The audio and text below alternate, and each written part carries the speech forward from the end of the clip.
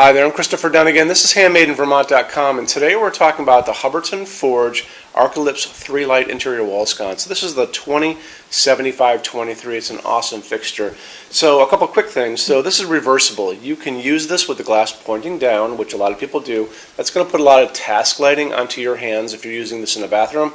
You can also use this installed with the glass pointing up, and that's going to throw a light up on your ceiling, which is going to hit your white ceiling and bathe the room in ambient light. People will do that in bathrooms as well, but people will use this in all kinds of applications like hallways, stairways, over kitchen sinks. That's good above the window if you have enough room up there. It really depends on what you have going on. Okay, so let's get into details. This is 8 inches overall height, and that's going to be from the bottom of the fixture to the top of the fixture.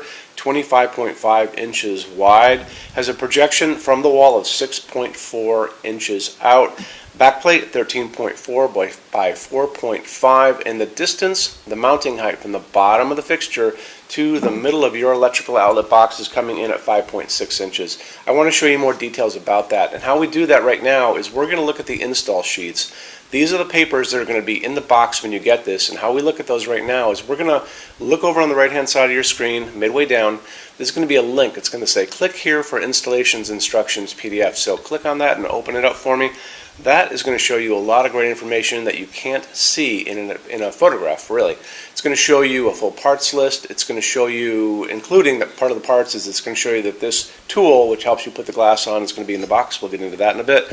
It's also going to show you how the back plate goes over your 4-inch J box. And I just like to make sure that you guys see that stuff. So check it out. Okay. Moving on from there.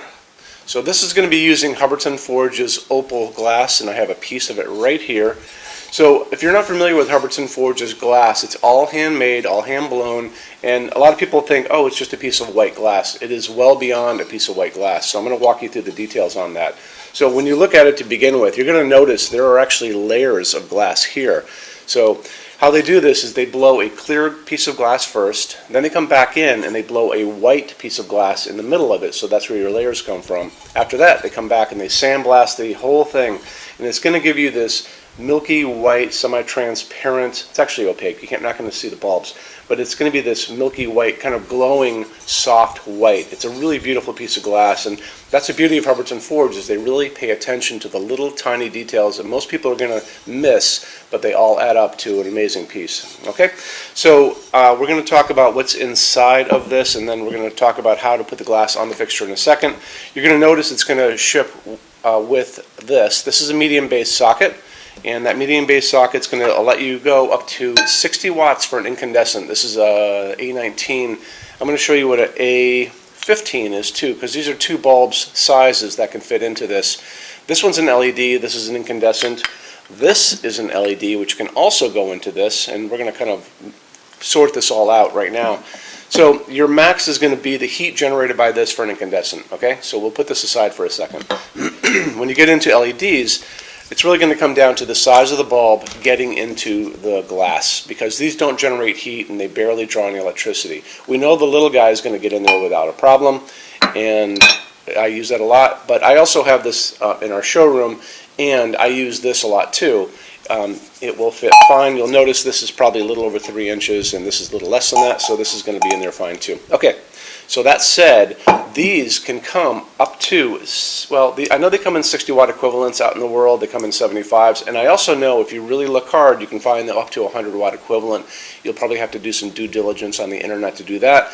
The little A15s come mostly 60 watt equivalent when you're out in the world. You can also find these clear bulbs in an A19, and I actually have one here too. So this is an A19 version of this little A15, and these are the new LEDs that are called phosphorus LEDs.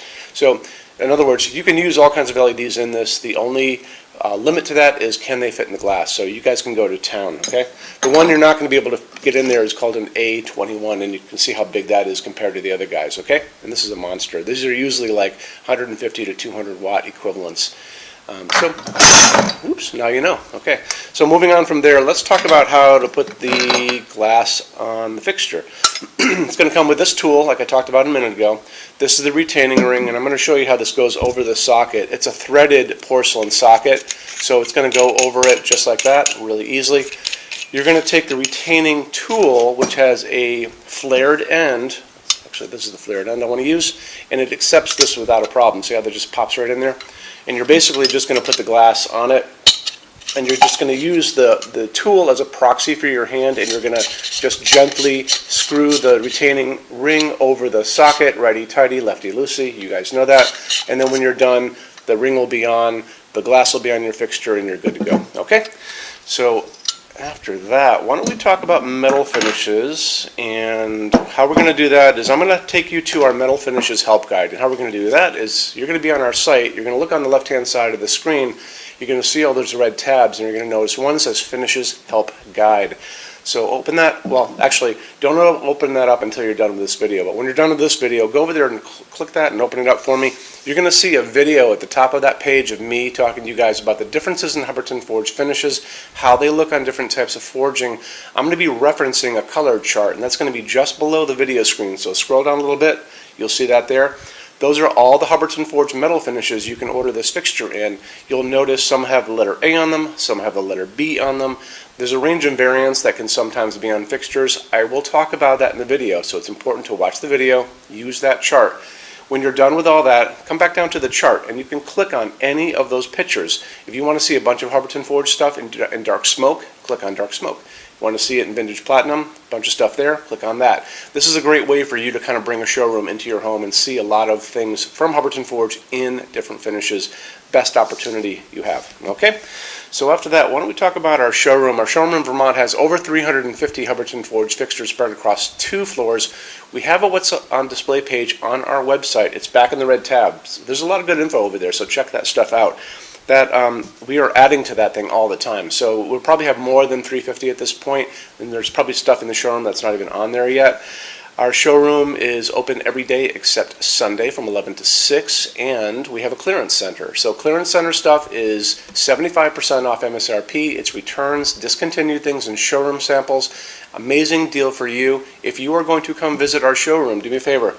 Measure everything you can think of. So measure ceiling heights, measure counters, measure distances between junction boxes on walls to ceiling, on wall to floor, wall to window. If you guys are doing sconces, if you're doing pendants over a kitchen island, measure the distance between the junction boxes and the ceiling, because that's going to make a big deal when you guys come in and we talk about stuff.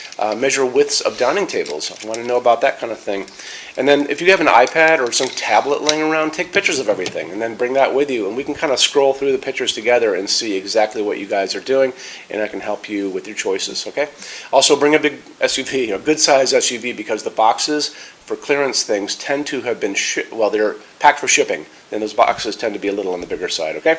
When you buy your Hubbardton Forge fixtures from HandmadeInVermont.com, shipping is free to every state except Alaska and Hawaii.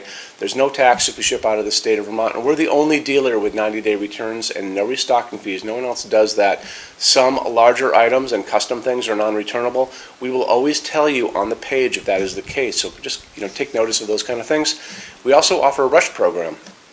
For Hubbardton Forge to give you all the metal finish options, they don't stock. So it generally takes them about 3 to 4 weeks to get product out. We can cut that time in half, and it's super inexpensive. If you guys want to know more about that, just email me at sales@HandmadeInVermont.com, and we spell out the word Vermont, or you can call me 802-446-2400, and I can tell you more about it. So I'm here every day except Sunday from 10 a.m. to 6 p.m. Eastern Time, and our showroom, like I said, is open from 11 to 6 every day except Sunday. Okay? Any questions, let me know, and you guys have a great day. Thanks for stopping in. Bye-bye.